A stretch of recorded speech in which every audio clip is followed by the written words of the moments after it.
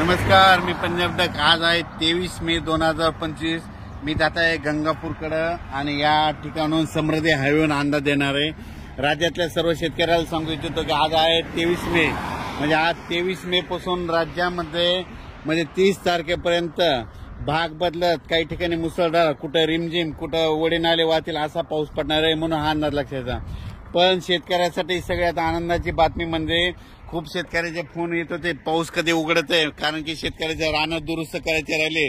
शेतकऱ्याची आनंदाची बातमी 1 आणि 2 जूनला सूर्यदर्शन होणार आहे, म्हणून खास करून शेतकऱ्याची आनंदाची बातमी.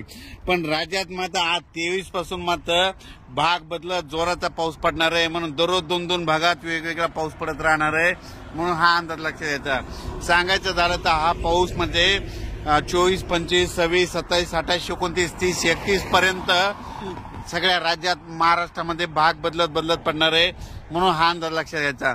मात्र 1, 2, 3 तारखेला राज्यात सूर्यदर्शन होणार आहे, म्हणून ही खास करून शेतकऱ्याची आनंदाची बातमी. संत्र उत्पादकांचे फोन आले की म्हणजे आम्हाला ताण द्यायचा आहे आणि हे पाऊस कधी उडेल, तर त्यांच्यासाठी सांगू इच्छितो 1, 2, 3 तारखेला सूर्यदर्शन होणार आहे, म्हणून खास करून त्यांनी अंदाज लक्षात घ्यावा. आणि राज्यातल्या सर्व शेतकऱ्याला सांगू इच्छितो की उघडल्याच्या नंतर तुम्ही तुमचे शेतं रोटावेटर, कल्टिवेटर करून आपण आपली शेतं तयारीत ठेवा, कारण की राज्यात परत मान्सूनचा पाऊस कधी येणार आहे त्याचा मी व्हिडिओ नंतर देणार आहे. पण राज्यात मात्र 30 तारखेपर्यंत काही ठिकाणी मुसळधार पाऊस पडणार आहे, म्हणून हा अंदाज लक्षात घ्यायचा. आणि त्या मुसळधार पाऊस जिथं पडणार आहे, तुम्हाला एक सांगू इच्छितो की तो पाऊस सगळ्यात मुसळधार पडणार आहे मुंबईकडे पडणार आहे, म्हणजे मुंबईच्या सर्व जनतेने सतर्क राहण्याचे लक्षात घ्यायचं. त्याच्यानंतर साताऱ्याकडे जास्त मुसळधार पाऊस पडणार आहे, सांगलीकडे पडणार आहे, कराडकडे पडणार आहे, पुण्याकडे मुसळधार पडणार आहे, रायगडकडे मुसळधार पडणार आहे, पुन्हा त्याच्यामध्ये नगर जिल्हा संगमनेर भागाकडे देखील मुसळधार पडणार आहे. कोकणात सगळ्यात जास्त अतिवृष्टी होणार आहे. त्याच्यानंतर कोल्हापूरकडे मुसळधार पडणार आहे. सातारा त्या कोकणपट्टीमध्ये अति मुसळधार पाऊस पडणार आहे, म्हणून हा अंदाज लक्षात. त्याच्यानंतर परत हा पाऊस म्हणजे भाग बदलत पुन्हा मराठवाड्याकडे, विदर्भाकडे असा दररोज वेगवेगळ्या भागाकडे जाणार आहे.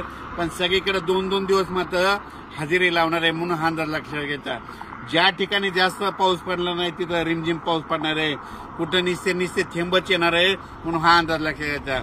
या पावसामध्ये विजेचं प्रमाण जास्त आहे, वाऱ्याचं प्रमाण जास्त आहे. माझी सगळ्याला विनंती, विजा करत असताना आपली पाळीव प्राणी झाडाखाली बांधू नका, तुम्ही देखील झाडाचा निवारा घेऊ नका. अचानक वातावरणात बदल झाला तर लगेच एक मेसेज दिला जाईल. पण राज्यात मात्र सातारा, सांगली, कोल्हापूर, पुणे, कोकण, नाशिक, मुंबई या भागाकडे मुसळधार अतिवृष्टी देखील होणार आहे, म्हणून हा अंदाज लक्षात. तिकडच्या भागातल्या नद्याला पूर देखील येईल, म्हणून हे त्यांनी लक्षात घ्यायचं. आणि अचानक वातावरणात बदल झाला तर लगेच उद्या 24 तारखेला परत एक मेसेज दिला जाईल. धन्यवाद. हे अंदाज लासूरकडे जात असताना दिलेला आहे समृद्धी हायवे.